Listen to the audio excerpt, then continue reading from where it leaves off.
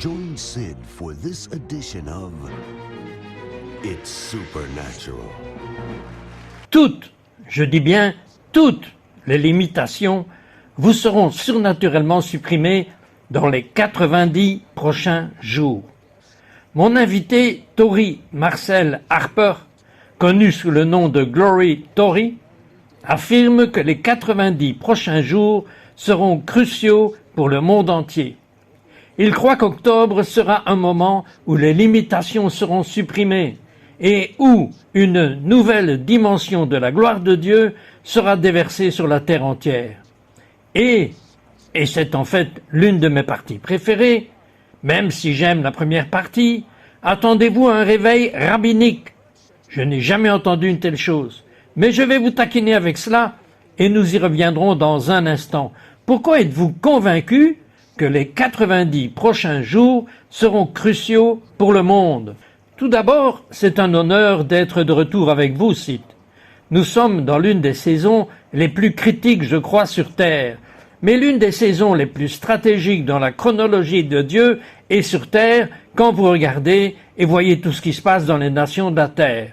Ce qui se passe en Amérique est juste à l'échelle mondiale. C'est une image de Matthieu 24 où il est dit qu'il y aurait des guerres et des rumeurs de guerre, qu'il y aurait de grands tremblements, que nous verrions la montée de la tromperie sur la terre, de faux prophètes, toutes ces différentes choses qui se produiraient, mais plus tard dans cette écriture, elle continue en disant « Vous voyez, personne ne vous dit que la fin est arrivée, mais ce sont le début des douleurs de l'enfantement et l'un des signes que nous verrions, c'est que la gloire de Dieu, que la prédication de l'Évangile irait jusqu'aux extrémités de la terre. » Et donc en ce moment, je crois que nous sommes au seuil du moment où nous verrons les nations commencer à trembler. Nous voyons tout ce que Matthieu 24 commence à exposer pour nous montrer qu'il y a un mouvement de Dieu qui est en route. Et donc, au début du mois, j'étais en jeûne et en temps de consécration devant le Seigneur, et je me suis préparé à aller dans ma chambre. Et pendant que je marchais, combien de temps a duré votre jeûne? Peut-être quelques jours, 3 jours, quelque chose de court, et je jeûnais et priais devant le Seigneur. Et alors que je m'apprêtais à entrer dans ma chambre, je marchais et tout d'un coup, j'ai eu l'impression que mon esprit avait quitté mon corps. Et je suis entré dans le mois d'octobre 2025. Je ne peux pas le décrire, je ne peux pas l'expliquer. Tout ce que je savais, c'est que je n'étais pas dans le moment présent du mois de juillet. Je savais que je me tenais au mois d'octobre et j'ai entendu ces paroles. Au mois d'octobre, le couvercle se lèvera, les limites se briseront et une nouvelle dimension de gloire sera libérée. Et j'ai essayé de hausser les épaules parce que je n'arrivais pas à comprendre ce qui m'arrivait. Et puis, la voix du Seigneur a fait un nouvel écho. Octobre est le mois où le couvercle commencera à se lever. Et tout d'un coup, j'ai commencé à penser, octobre, c'est juste à l'époque de la fête hébraïque. Nous avons la fête des tabernacles, c'est juste après Rosh Hashanah. Et j'ai commencé à sentir que le Saint-Esprit a commencé à me dire que nous devons commencer à nous préparer. Et au début, je pensais que c'était une parole pour moi. Mais je sais maintenant que c'est une parole pour le corps mondial du Christ en ce moment. Que nous sommes dans une fenêtre de préparation de 90 jours. Et ce que j'aime dans ce mot fenêtre, c'est que lorsque vous pensez à l'endroit hébraïque où nous en sommes, et je pense que c'est le 20 ou le 25, quelque part dans ce coin-là, ce n'est pas seulement une année de porte. L'année dernière était l'année de la porte, mais cette année, lorsque vous regardez le symbolisme hébreu, cela ressemble à l'image d'un battant de fenêtre. Et j'ai juste eu l'impression que le Seigneur disait en ce moment que nous étions dans une fenêtre de temps, une fenêtre divine de moment, juste avant la fin de l'année Rosh Hashanah de cette année. L'année fenêtre où il y a une accélération de Dieu qui se produit sur la terre pour provoquer une démonstration, pour provoquer la moisson, mais pour nous faire rentrer dans un tout nouveau temps de gloire. Et donc le Seigneur a vraiment commencé à imprimer cette parole dans mon esprit. Il a dit, sois attentif pendant les 90 prochains jours. Nous allons entrer dans une nouvelle ère de gloire. Nous allons entrer dans une nouvelle ère de démonstration, une nouvelle ère d'accélération, mais aussi une nouvelle ère de récolte sur la terre. J'aimerais que vous me donniez, prophétiquement, votre meilleure compréhension de ce que sont ces 3 mots que vous venez de mentionner et dans lesquels nous entrons. 3 mots que vous avez utilisés. Commencez par le premier. Je vais utiliser le mot démonstration. Je crois qu'en ce moment même, à cette heure-ci, il y a beaucoup de tremblements qui se produisent sur la terre. Parlez-moi de cela. Oui, vous savez, nous le voyons avec les nations, nous le voyons avec Israël, nous le voyons avec l'Iran. Je crois que je le constate personnellement. Absolument. Écoutez, je prophétise depuis le début 2025. Le Seigneur nous a donné cette parole. Il a déclaré que 2025 est l'année de l'engagement. Il m'a dit, il est important que l'Église, l'épouse du Christ, passe d'une mentalité de construction à une mentalité de guerrier, une mentalité de combat spirituel, car nous entrons dans le jour de la bataille et nous devons être très stratégiques. Et cette bataille n'est pas encore une bataille de chair et de sang, c'est une bataille pour la place haute, c'est une bataille pour les trônes, les autels, c'est une bataille pour la gloire de Dieu qui se déroule sur la terre. Et donc le Seigneur m'a dit, c'est le moment où l'Église doit commencer à mettre ses bottes de guerrier en cette heure. Qu'est-ce que cela signifie pour vous lorsque vous enfilez vos bottes de guerrier? Qu'est-ce que cela signifie pour vous? Cela signifie que je ne viens pas simplement à l'église pour être quelqu'un qui s'assoit sur un banc. Ce n'est pas juste. Je reste assis et j'attends le retour du Seigneur. Il doit y avoir un engagement actif en tant que croyant. Je dois d'abord m'engager dans les choses de l'esprit et ne pas simplement faire partie d'un christianisme de style consumériste, tel que nous le voyons beaucoup aujourd'hui. Mais Dieu nous invite dans un nouveau lieu de maturité du royaume, un nouveau lieu d'intimité, mais aussi dans un nouveau lieu d'apprentissage où se déroule notre bataille, et ce n'est pas avec la chair et le sang, mais c'est une bataille spirituelle. L'Écriture nous dit que notre combat n'est pas encore celui de la chair et du sang, mais qu'il a lieu dans les lieux célestes. Méchanceté spirituelle, dirigeant des ténèbres, c'est là où nous en sommes sur terre. Et donc, nous devons arriver à un endroit plus élevé. Nous devons parvenir à un point de vue plus élevé dans le domaine de l'esprit. Ok, laissez-moi être un cobaye. J'ai eu une véritable crise spirituelle le soir, je veux dire presque toute la nuit, et je sais que cette interview en fait partie. À cause de la question que je vais vous poser. Quel est votre conseil? Soyez très précis afin que les personnes que vous connaissez n'utilisent pas simplement un cliché. C'est ce que vous ou des gens comme vous devriez faire. Je crois qu'à l'heure actuelle, si vous prêtez attention à un domaine d'agression, d'attaque, cela dépend du domaine de votre mission. L'Écriture nous dit qu'une porte grande et efficace n'attend pas de s'ouvrir, elle s'est ouverte, et il y a de nombreux adversaires. Si vous y prêtez attention, c'est parce qu'il y a soit une porte, soit un portail, soit une passerelle d'opportunité qui est ouverte. Et l'ennemi veut faire la guerre. Il veut apporter une résistance pour vous empêcher de passer à la phase suivante, d'entrer dans cette porte, de franchir le seuil. Et donc vous avez dit que vous le ressentiez le soir. Se pourrait-il qu'il y ait quelque chose lié à cette époque dans laquelle le Seigneur veut vous amener? Serait-ce une autre onction de rassemblement? Pourrait-il s'agir de quelque chose de similaire, centré sur les nations de la terre? Est-ce que ça pourrait être? On ne sait jamais. Je crois juste que je vous pose cette question, et c'est ce que les gens veulent savoir. Vous savez, quand une attaque est en cours, personne n'a besoin de me dire que ça se passe. Soyez précis. Que devraient faire les gens comme moi en ce moment? À ce moment-ci, le plus grand obstacle à la guerre est l'adoration et l'obéissance radicale. Il est temps de se baisser et d'entrer dans l'endroit secret. Je vois ce qui se passe ici sur le sol, mais en descendant bas, je monterai dans le royaume spirituel et je verrai au-dessus de la bataille. Que voulez-vous dire par « en descendant bas » ? Au fur et à mesure que vous descendez, et vous savez, il y a eu une déclaration que j'ai entendue d'un homme, un ami que vous connaissez tous, James. Il a dit que la porte était dans le sol et cette déclaration m'a béni. Il y a fondamentalement un lieu de basse soumission devant le Seigneur. Vous voyez, quand vous êtes sur le sol, vous ne pouvez pas discuter face à face. Mais là, il y a un endroit, c'est un endroit stratégique. Vous parlez de vous coucher sur le visage? Je crois que c'est les deux. Je pense que parfois notre corps est à la fois prophétique, vous savez, dans notre posture et notre position, mais surtout une solitude de l'esprit qui nous pousse à nous éloigner et à dire « Tu sais quoi, Dieu, laisse-moi m'éloigner du bruit qui se produit en ce moment et laisse-moi m'enfermer dans le lieu secret. » Parfois, la guerre, pendant qu'elle se poursuit, devient plus difficile. C'est parce que, vous savez quoi?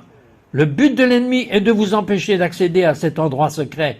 Il veut vous empêcher d'avancer et de réellement monter. Il veut vous garder sur terre. Donc l'agression, c'est d'arrêter ce que Dieu veut dans ma vie et dans votre vie. C'est ce que je vous entends dire. Absolument. Et donc ce que j'aime, c'est la prière, le jeûne, l'adoration. Ce sont tous des éléments clés sur la façon dont nous nous engageons dans l'esprit. Encore une fois, c'est une année d'engagement. L'objectif de l'ennemi est donc de nous empêcher d'accéder à un endroit secret. Une chose que j'aime dans cette année, c'est que le Seigneur nous a donné pour 2025 que ce soit l'année de l'engagement. Le psaume 25 dit ceci: « Les secrets du Seigneur sont avec ceux qui le craignent. » Et quand vous regardez cette parole, les secrets du Seigneur sont ceux qui le craignent. Le mot hébreu qui y est utilisé est triste. Cela signifie que ceux qui montent sur le canapé du Seigneur s'allongent avec lui sur son canapé. L'ennemi veut empêcher les gens d'être dans cet espace, cette dimension, sur le divan du Seigneur, où la révélation, l'information, la perspicacité, l'intimité sont établies. Et donc il veut nous faire sortir de notre position. Il veut nous éloigner de la proximité pour que nous ne puissions pas entendre. Et donc ce qu'il va faire, c'est créer du bruit. C'est l'ennemi qui va créer beaucoup de bruit autour de nous. Une partie de cela peut être une maladie. Il peut s'agir de problèmes qui surviennent à la maison. Cela pourrait être un problème dans notre pays, où que nous soyons. Mais c'est aussi pour nous distraire de l'appel élevé et du fait d'être positionnés dans le lieu secret. Question. Comment se positionne-t-on dans le lieu secret? Je pense qu'il y a deux choses que je dirais. Le désespoir. Quand vous arrivez au bout de vous-même, vous arrivez en fait au commencement de Dieu. Le désespoir, c'est quand on se retrouve face au mur en quelque sorte. Vous vous trouvez dans un endroit dont seul Dieu peut vous sortir. Le désespoir. Et puis le numéro 2, je dirais que c'est le désir. Ces deux choses nous positionnent. Si je suis dans une situation désespérée, cela me positionne devant le Seigneur, et cela me positionne pour obtenir une réponse du Seigneur, afin qu'il puisse venir et apporter la délivrance, apporter la liberté et libérer sa présence ou son désir ouvre la voie pour que je sois positionné. Parce que l'Écriture nous dit que ceux qui ont faim et soif de justice seront rassasiés. Et donc il y a quelque chose qui vient du désespoir et du désir qui nous ouvre ou nous positionne, si vous voulez, dans un endroit où Dieu peut nous parler. Donc l'humilité signifie que même la position que vous avez dans votre corps parle d'humilité. Absolument. Et pourriez-vous me donner une démonstration de ce que vous pourriez faire pour combattre dans l'esprit et me donner une démonstration de ce que vous pourriez faire pour adorer? Vous savez, chaque fois que quelque chose se passe dans ma vie, ou que je sens qu'il y a une résistance dans un domaine, je dois en fait ne pas prêter attention à ce qui se passe réellement à ce moment-là, à tous les détails, car parfois cela peut venir des gens, cela peut venir de différents domaines ou autres. Je dois prendre du recul et me demander, bon, qu'est-ce qui ne se passe pas comme ça? Que c'est l'enfer de l'avenir que je ne perçois peut-être pas maintenant? A et B. Dieu, qu'est-ce que tu essayes de m'apprendre en ce moment? Dans quel domaine essayes-tu de m'amener? Comment essayes-tu de me faire grandir? Comment essayes-tu de me renforcer dans tout cela? Vous revenez au principe selon lequel c'est une distraction du bien que Dieu veut me donner. C'est ce que vous dites. Oui. Et donc ce qui se passe, c'est ce que je fais. C'est qu'au milieu de l'adversité, je construis un autel. Et donc je commence à adorer, je commence à chercher le Seigneur. Puis-je vous demander de montrer la manière dont vous adorez? Vous n'êtes pas obligé de vous mettre par terre, mais adorez-le simplement pendant quelques minutes.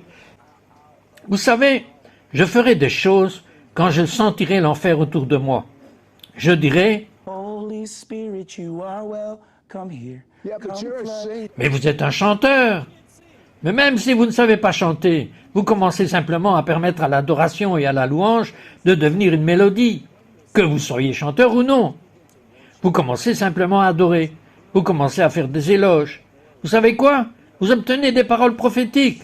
Vous savez, si vous êtes comme moi, je stocke des paroles prophétiques dans mon téléphone portable.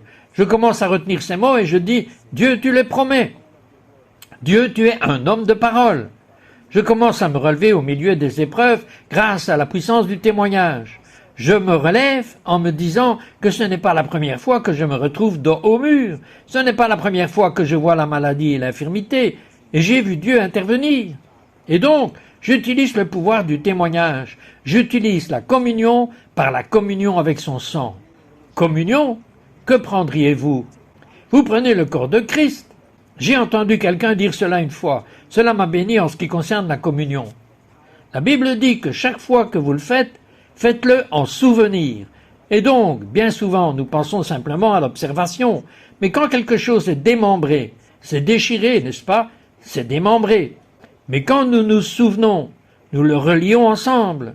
Et donc, chaque fois que je participe à la communion, à la Sainte Seine, c'est ce qu'elle fait. C'est que chaque domaine de ma vie qui est désaligné, démembré, déplacé, lorsque j'utilise la puissance du sang de Jésus-Christ, la puissance parfaite et le sang de Jésus-Christ, cela me rappelle le bon alignement, cela me rappelle la guérison, cela me rappelle tout ce que le Christ a fait sur la croix.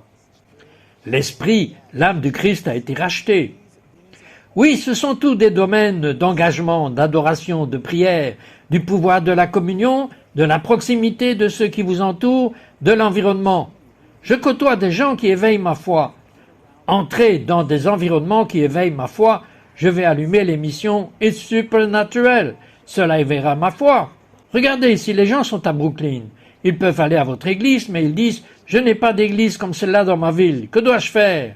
Vous savez, mon Dieu, oh j'aime ça. Deux choses que je dirais. Nous utilisons le canal des médias, n'est-ce pas? C'est un domaine dans lequel Dieu déverse sa présence, et nous y reviendrons probablement un peu plus tard. Cependant, je crois aussi que l'action de Dieu ne se limite pas à un bâtiment, une église, une conférence. Même si tout cela est formidable, nous avons besoin de tout cela. Je crois que parfois, si cela n'existe pas, et je crois qu'en ce moment nous sommes dans une heure où Dieu suscite des visionnaires et de nouveaux pionniers, et ceux qui porteront une onction de rassemblement, n'est-ce pas? Je sens que nous sommes aussi dans une époque où si quelque chose n'existe pas, on le construit. Si vous n'avez pas d'espace, utilisez votre salon, utilisez votre jardin, comme tout endroit où vous vous abandonnez au Seigneur, tout endroit où vous dites « Dieu, tu es le bienvenu ». Il viendra au milieu d'eux et il fera sa demeure. Il demeure dans les louanges. Et donc vous dites « Seigneur, je vais construire un hôtel ici même. Je ne pourrai peut-être pas aller à New York. Je ne pourrai peut-être pas aller ici ou là. Mais là où je suis, Seigneur, je vais construire un espace pour que ta gloire vienne et demeure. » Cela semble si pieux. Il parle au nom de Dieu. Maintenant, quand avez-vous réalisé que vous aviez un don de prophétie? Je suis toujours intéressé par ce genre de choses. J'espère que vous êtes intéressé aussi. Vous savez, honnêtement, d'aussi loin que je me souvienne, je veux dire enfant, j'ai toujours été très sensible au monde spirituel. J'ai grandi dans un contexte où l'adoration, la prière, le jeûne et la parole de Dieu étaient une constante dans mon environnement. Je suis le produit du réveil, de l'action de Dieu. Vos parents étaient des chrétiens convaincus. Ma mère était une dirigeante de louanges. J'ai grandi sous la conduite d'un père spirituel, lui-même revivaliste. Nous étions donc toujours à la recherche des choses spirituelles et nous nous efforcions constamment d'y parvenir. Je pense qu'avoir grandi dans cet environnement me rappelle Samuel et Timothée. Vous savez, j'ai grandi dans un environnement où j'ai vu l'action de Dieu, la présence de Dieu en action. Je l'ai vu, j'ai grandi dans cet environnement. Il y a une action de Dieu en ce moment, juste en ce moment même. Que veut Dieu? Prier pour les gens? Je crois qu'en ce moment, beaucoup se sentent découragés. On a l'impression d'avoir traversé une période de sécheresse. Je tiens à le répéter, nous sommes dans une fenêtre de 90 jours. Nous sommes à un moment charnière où la gloire de Dieu se révèle. Et si vous avez traversé des périodes de conflit, des périodes où vous vous sentez épuisé et prêt à abandonner, le Seigneur déverse en ce moment une nouvelle vague de gloire. Quand on parle de gloire, ce n'est pas juste un sentiment, c'est le gouvernement de Dieu, le poids de Dieu. Dieu vient maintenant, là où vous êtes, dans votre nation, dans votre famille, où que vous soyez, pour libérer le poids de sa gloire et briser tout ce qui a tenté de s'ériger contre vous, votre famille, votre nation, votre ministère ou votre entreprise. Le poids de la gloire de Dieu vient maintenant pour être libéré sur vous. Nous sommes dans une fenêtre de démonstration de 90 jours. Là où il y avait une résistance démoniaque, il y a maintenant une assistance angélique au nom de Jésus. J'attendais cela, et j'ai l'impression que beaucoup d'entre vous l'attendaient aussi. Qu'est-ce que le réveil rabbinique? Oh mon Dieu! Bon, le voici. Vous savez, pendant ces 90 jours, nous avons prophétisé sur cette année d'engagement. Nous voyons ce qui se passe en Israël. Nous voyons ce qui se passe dans les médias, tout ce qui se passe. Le Seigneur m'a rappelé il y a 2 ans j'étais encore en jeûne, je ne sais pas pourquoi, nous les prophètes aimons jeûner, n'est-ce pas? J'espère bien, parce que c'est une œuvre à but non lucratif de ne pas jeûner, mais allez-y. Vous savez, j'étais en jeûne de 40 jours pour Israël il y a 2 ans, et nous étions à notre rassemblement du vendredi soir. Nous nous réjouissions pendant les heures du Shabbat. Et vous avez l'air tellement juif. Je crois que j'ai un Jésus juif. Alors vous savez, j'essaye de faire comme lui, n'est-ce pas? On ne peut pas faire plus juif. Exactement, exactement. Alors nous adorions un vendredi soir, et au milieu du culte, je me suis glissé dans une sorte de vision ouverte, et la parole du Seigneur m'est venue. Il a dit, prépare-toi, il va y avoir un réveil rabbinique. Et il m'a rappelé Joël chapitre 2, Actes chapitre 2, tous les passages bibliques qui parlent d'effusion. Il a dit, tu vas voir cela au sein de la communauté juive. Il a dit, cela se produira d'abord avec les rabbins. Il a dit, je vais commencer à répandre mon esprit. Cela va-t-il se produire d'abord dans une zone géographique comme Israël, comme les États-Unis? Je crois que c'est les deux en Israël. Je crois que c'est les deux en Amérique. J'étais à Brooklyn quand c'est arrivé. Si vous connaissez un peu New York, et j'en suis sûr, Brooklyn a la plus forte population juive en dehors d'Israël. Et ils ont aussi d'excellents hot-dogs. Exactement, et des pizzas et d'autres choses. Mais j'étais en jeûne, donc je ne pensais à rien de tout cela. Donc je me souviens d'une rencontre et le Seigneur m'a dit, il va y avoir un réveil de rabbins. Et ce que j'ai vu, c'était des rabbins frappés par la puissance du Saint-Esprit. Qu'entendez-vous par frapper? Oui, ils commençaient à prier et la gloire de Dieu commençait à éclater.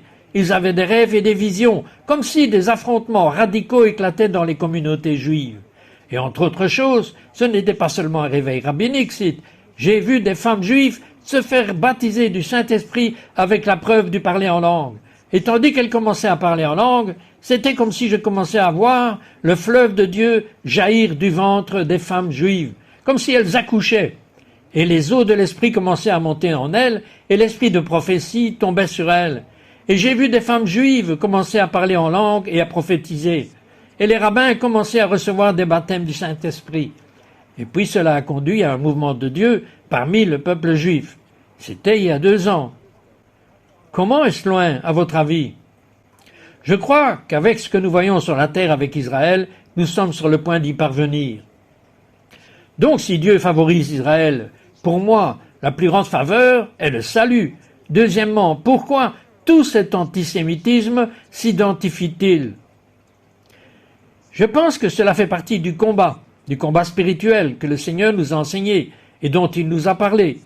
Nous savons que nous sommes à l'aube d'une action divine lorsque nous voyons la montée de la résistance, la montée des accusations, la montée de l'esprit de mort sur la terre, les menaces qui pèsent sur elle. Je crois que maintenant, plus que jamais, c'est Matthieu 24, nous le voyons, nous sommes sur le point d'assister à une manifestation. Chaque nation en guerre actuellement va connaître une action divine. Je crois que chaque région que nous observons, même les conditions météorologiques actuelles sur la terre, soyons attentifs. Le Seigneur m'a dit il y a une semaine, sois attentif aux conditions météorologiques actuelles sur la terre. Là où il y a des inondations, il a dit que ces zones clés, ces états clés, sont parmi les endroits où Dieu va commencer à libérer non seulement un déluge naturel, mais aussi un déluge spirituel de sa gloire. Et donc je crois que pour des endroits comme Israël, c'est ainsi que nous savons que quelque chose est sur le point de se produire. Avez-vous vu une libération de la gloire de Dieu dans un état particulier des États-Unis? Oui, je crois. Vous savez, en ce moment, je sens si fort que la côte Est se dirige vers un mouvement massif de Dieu. Il y a un vrai prophète, car je suis sur la côte Est. Je crois que le Seigneur nous a parlé, vous savez, par le passé. Nous avons vu la côte Ouest. Bien sûr, vous avez vu avec Azusa Street et ce qui s'est passé en 1906 dans tout notre pays. Je crois que nous assistons non seulement à des secousses mondiales, mais aussi à des secousses nationales. Je crois que tout au long de la côte Est, comme au début, en 1906, dans les premières années, Dieu s'est déplacé d'ouest en est. Je crois qu'à la fin des temps, il ira de l'est vers l'ouest. Je suis heureux d'être en ce moment. Nous sommes bien placés pour une telle période, n'est-ce pas? J'ai donc l'impression, vous savez, d'avoir entendu une parole il y a quelques mois du Saint-Esprit. Attention au corridor nord-est, car il deviendra une arme de guerre entre mes mains dans les jours à venir. Je me suis demandé alors, qu'est-ce que le corridor nord-est? Et quand je commence à étudier, ce sont les États de la Nouvelle-Angleterre, le Maine, le Connecticut, New York. C'est censé être si sec dans ces régions. Exactement, mais ce sont les endroits que Dieu veut frapper, ceux que nous pensons être secs et sans activité, ou dont nous n'avons jamais entendu parler. Bien sûr, il y a eu les années de la Grande Guerre. Je crois qu'une gloire plus grande est à venir, bien au-delà de tout ce que nous avons vu, bien au-delà d'Isouzastri. Je crois donc que cela se produira dans des endroits comme Washington, D.C. Je crois que cela se produira surtout en Caroline du Nord, à Charlotte pour être précis. Je crois qu'en Floride, nous allons commencer à le voir. Au Texas, Dieu est fortement présent au cœur de cette période. Il y a des endroits clés où Dieu agit en ce moment sur terre. Amen.